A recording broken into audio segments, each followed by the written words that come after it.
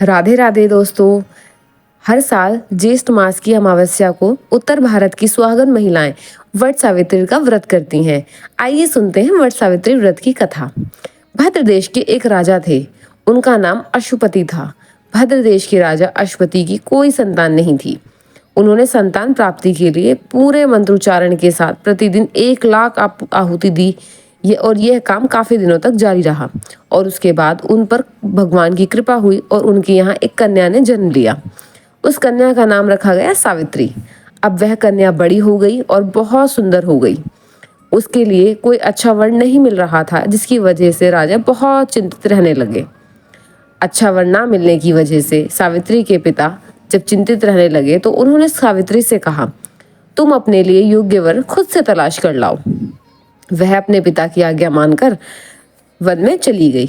अब घूमते घूमते उन्हें सालब देश के राजा धूम्रसेन मिले। क्योंकि उनका राज्य किसी ने छीन लिया था, इसलिए तपोवन में एक कुटिया में वह रह रहे थे।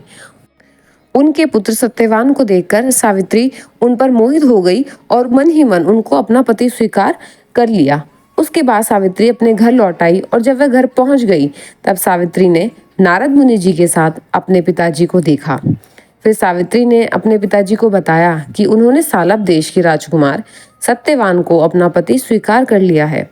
जब नारद मुनि जी को यह पता चला तब उन्होंने कहा कि हे राजन, आप ये क्या कर रहे हैं? सत्यवान गुणवान, धर्मात्मा और बलवान भी बहुत है, पर उनकी आयु बहुत कम है और उनका 1 साल में ही मृत्यु हो जाएगी। नारद जी की यह बात सुनकर राजा घोर चिंता में डूब गए और राजा ने फिर अपनी पुत्री से कहा कि हे पुत्री, सत्यवान अल्पायु हैं, तुम्हें किसी और को अपना पति बनाना चाहिए। परंतु सावित्री ने कहा, पिताजी, हम आर्य कन्याएं हैं, हम अपने पति का वरण एक ही बार करते हैं। जिस प्रकार राजा एक ही बार अपने आज्ञा देता है और पंडित एक ही बार प्रतिज्ञा करते हैं और कन्यादान भी एक ही बार होता है। सावित्री हट करने लगी और बोली, मैं सत्यवान से ही विवाह करूंगी। तब राजा ने बहुत विचार किया और उसके बाद सावित्री और सत्यवान का विवाह करवा दिया। सावित्री ने ससुराल पहुंचते ही अपने सास ससुर की सेवा करने लगी, परंतु सावित्री को नारद मुनि की बात याद थी और कहीं ना कहीं वो बात उन्हें सताने लगी और मन ही मन वह बहुत चिंतित होने लगी। जैसे ही दिन पास आने लगा, सावित्री ने शिव जी का उपवास रखने शुरू कर दिए। जैसे ही वो दिन आया, उस दिन सत्यवान हमेशा की तरह लकड़ी काटने जंगल जाने लगे। साथ में उस दिन सावित्री भी सत्यवान के साथ जाने की जिद करने लगी। तब सत्यवान ने कहा, ठीक है, तुम भी चलो। इस तरह दोनों जंगल में पहुंचकर सत्यवान लकड़ी काटने लगे। उसके बाद लकड़ी काटते काटते सत्यवान के सिर में बहुत तेज दर्द होने लगा। दर्द से व्याकुल होने के कारण सत्यवान पेड़ से नीचे आ गए। सत्यवान के सिर में बहुत तेज दर्द हो रहा था, जिसकी वजह से सावित्री ने उन्हें कहा कि आप अपना सिर मेरी गोद में रख दीजिए और उसके बाद वह अपने पति के सिर को सहलाने लगी। तभी वहां सावित्री ने देखा कि वहां पर उन्हें यमराज आते दिखाई पड़े। यमराज अपने साथ सत्यवान को ले जाने लगे। सावित्री भी उनके पीछे पीछे चलने लगी। यमराज ने सावित्री को समझाने की बहुत कोशिश की और सावित्री को कहा कि यही विधि का विधान है। उन्होंने यमराज से कहा कि मैं आपको सत्यवान को ले जाने नहीं दूंगी। उनकी निष्ठा और पति परायण को देखकर यमराज ने कहा, तुम मुझसे कोई भी वर मांग लो।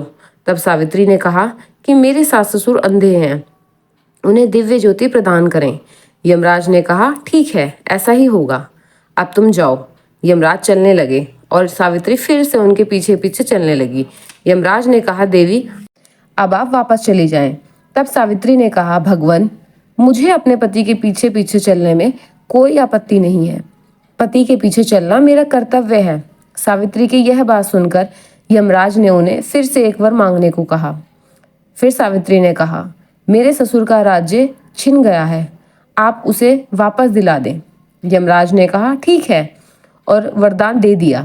और इतना कहकर यमराज आगे की तरफ चलने लगे, परंतु सावित्री उनके पीछे पीछे चलती रहीं। सावित्री को पीछे चलता देख यमराज ने सावित्री को तीसरा वर मांगने को कहा।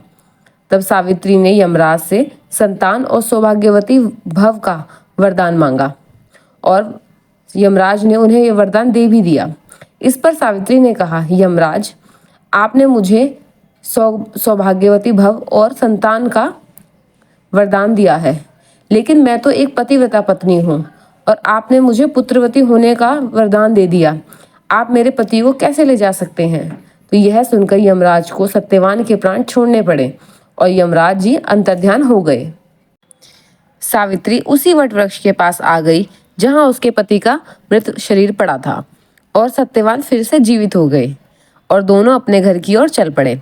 जब वह दोनों घर पहुंचे तो उन्हें पता चला कि उनके माता पिता की आंखों की रोशनी वापस आ गई है और उन्हें उनका राज्य भी वापस मिल गया है। और उसके बाद वह दोनों खुशी खुशी रहने लगे और दोनों सुख भोगते रहे। तो यह थी वट सावित्री व्रत की कथा। इस व्रत को सुनने से और करने से वैवाहिक जीवन सुखी रहता है और पति की जीवन की आयु बढ़ जाती है और उन पर आने वाली विपत्ति भी टल जाती है। तो इस प्रकार यह व्रत किया जाता है। उम्मीद करती हूँ कि आप सभी को यह कथा अच्छी लगी होगी। अगर आपको यह कथा अच्छी लगी है तो मुझे कमेंट में ज़रूर बताएं और साथ ही साथ मेरे चैनल को सब्सक्राइब करें और लाइक भी करें ताकि मैं आपके लिए इस प्रकार की कथाएं लेकर आती रहूं। शुक्रिया। राधे राधे।